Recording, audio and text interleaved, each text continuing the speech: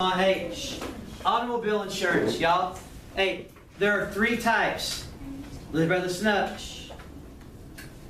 If you're still making payments on your car, you must have all 3. It's a requirement to have all 3. All right? It's a requirement if your car's paid off that you still have liability insurance. Now, y'all, these amounts are not accurate. These are just kind of estimates. Got it?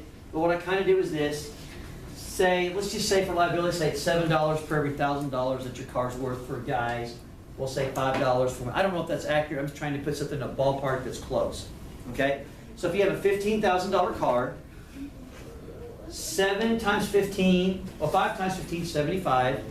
7 times 15 is 105. Granted, it does cost guys more money. It may not be that much. Y'all, I'm ballparking some of this, all right?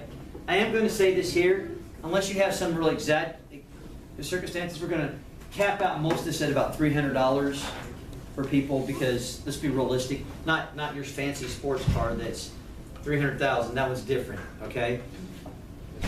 Liability does this. Everybody listen up.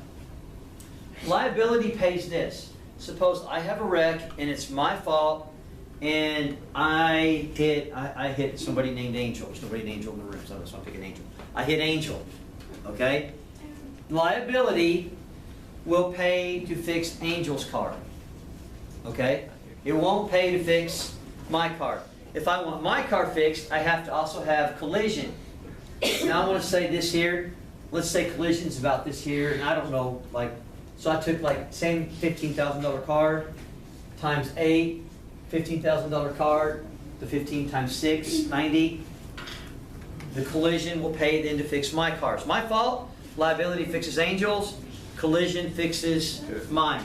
And then the last one is comprehensive. And you can see here I have like a busted window here. Say somebody breaks into your car and steals your stereo. That has nothing to do with whether you're a guy or a girl on the, like that part, that's just based on the car. Steals your car. Someone steals your car, I think that might come under comprehensive.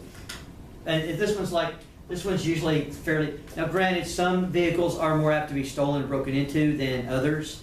So I mean, now y'all, so here's what the total cost is here. So on your papers, figure out the liability, collision, the other. However, I don't want anybody's total to be for guys over 300 or girls over 240 unless you're buying a car or something over $60,000 in value and don't make a special one. Or you have maybe a DWI.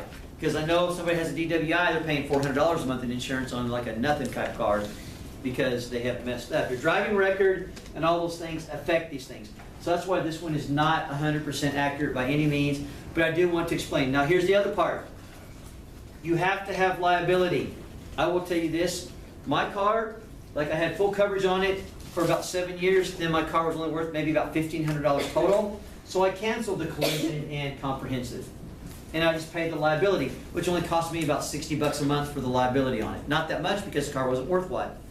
However, I still might hit somebody else. Their car might be worth a lot, but on the liability end, because I was older, hadn't had many wrecks, all right, you know what I'm saying, those are things that affect it also, all right? So